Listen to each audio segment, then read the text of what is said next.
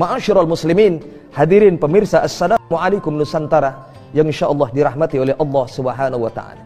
Sayang sungguh disayang, nanti di akhirat sudah tidak berlaku lagi kata maaf. Jikalau kita mungkin dulu semasa hidup di dunia, kita pernah bersilat lidah dengan tetangga kita. Tanpa kita sadari kita pernah menyakiti hati saudara kita dan tetangga kita atau keluarga kita, yang tanpa kita sadari pun kita tidak sempat untuk meminta maaf sampai akhir hayat kita. La haula wala quwata illa billah. Nanti akan dimintai pertanggungjawaban di mahkamah Allah Subhanahu wa taala. Sudah tidak berlaku lagi kata maaf. Maafkan saya kalau dulu semasa kita bertetangga saya pernah menyakiti hatimu. Sudah enggak berlaku lagi kata ini. Nanti orang di akhirat bagaimana caranya supaya amal saya banyak di hadapan Allah? Bagaimana timbangan amal kebaikan saya lebih berat ketimbang amal dosa saya, ketimbang dosa-dosa saya semasa hidup.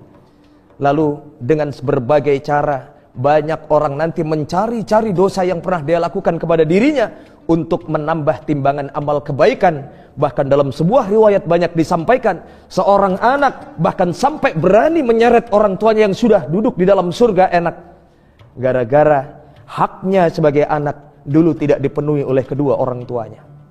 Na'udzubillah summa na'udzubillah.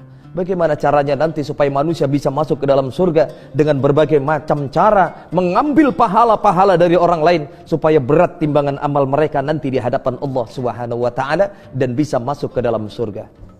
Hadirin pemirsa Assalamualaikum Nusantara, dimanapun anda semua berada yang insyaallah dirahmati Allah Subhanahu wa taala. Apa kata Rasulullah dalam hadis ini? Wa ya'ti qad shattamma hada. Lisannya tidak bisa dia jaga semasa hidupnya. Dia menyakiti hati tetangganya, dia menyakiti hati keluarganya, dia menyakiti hati saudaranya. Lalu kemudian tidak berlaku lagi kata maaf. Satu-satunya cara untuk menebus kesalahan yang pernah dia lakukan, Allah perintahkan kepada malaikat, malaikat tarik salah satu dari amal kebaikannya, berikan kepada orang yang pernah dia sakiti hatinya. Masya Allah. Bayangkan amal kita yang sudah susah payah kita kumpulkan nanti di akhirat ternyata dinikmati oleh orang lain. Kemudian ditariklah amal pahala solatnya, diberikan kepada orang yang pernah dia sakiti hatinya dengan lisannya. Orang mukmin tentunya akan menjaga lisannya. Al-muslimun man salimal muslimuna min lisani wa yadihi. Muslim yang sejati, muslim yang baik adalah muslim yang bisa menjaga lisan dan tangannya. Jika muslim yang baik bisa menjaga lisannya dan dia tidak akan pernah bisa menyakiti hati orang lain. Ini yang harus kita jaga dalam kehidupan kita agar utuh amal kita nanti di hadapan Allah Subhanahu wa taala. Tuntas satu kesalahan di akhirat nanti ditebus dengan pahala kebaikannya diberikan kepada orang tersebut.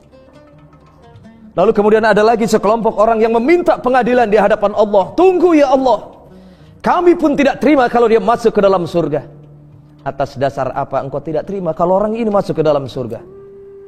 Wa ya'ti qad shattamma hada wa qadafa hada wa akala mala hada. Semasa hidup orang ini dulu di samping dia enggak bisa menjaga lisannya ya Allah, dia pun dulu pernah berhutang kepada saya. Dia pernah memakan hak saya. Dan demi Allah sampai akhir hayat orang ini ya Allah, dia belum pernah melunasi hutang-hutangnya kepada saya. Dan dia tidak punya itikat baik untuk memulangkan hak saya yang diambil oleh orang ini. Masya Allah. Hati-hati wahai saudaraku yang dirahmati Allah Subhanahu wa ta'ala.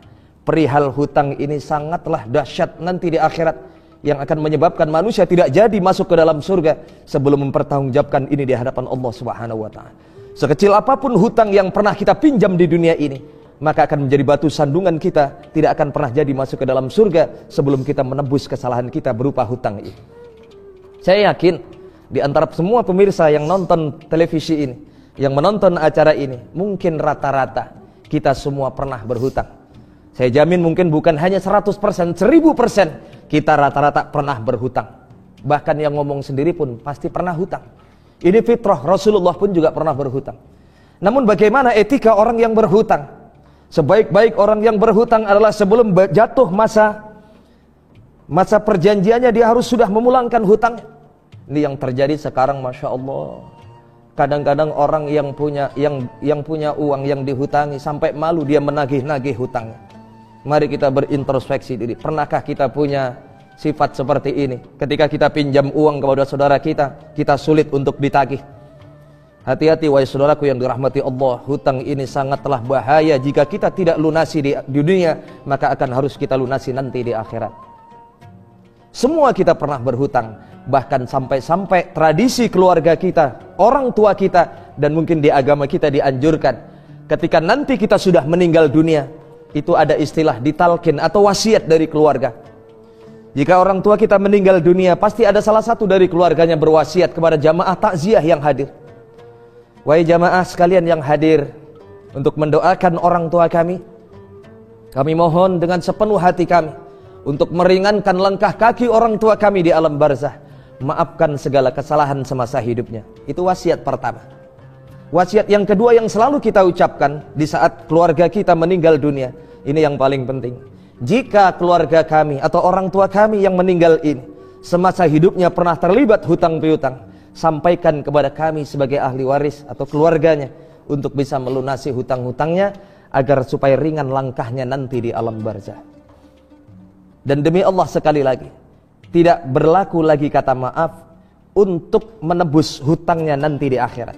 Saya minta maaf kalau dulu semasa hidupnya punya hutang 100.000 atau mungkin hanya 20.000 yang belum sempat saya lunasi semasa hidup, maka ini pun tidak berlaku. Sekecil apapun jumlahnya, maka tidak mungkin hilang begitu saja dan ada catatannya di hadapan Allah Subhanahu wa ta'ala. Hadirin pemirsa, Assalamualaikum Nusantara, dimanapun semua berada yang dirahmati Allah Subhanahu wa ta'ala. Karena enggak berlaku lagi kata maaf, kembali lagi Allah memerintahkan, wa yu'ta hadza min hasanatihi, berikan amal kebaikannya kepada orang yang pernah dia hutang semasa hidupnya. Diambillah pahala sedekah jariahnya atau infaknya atau pahala yang lainnya, diberikan kepada orang yang pernah dia hutang.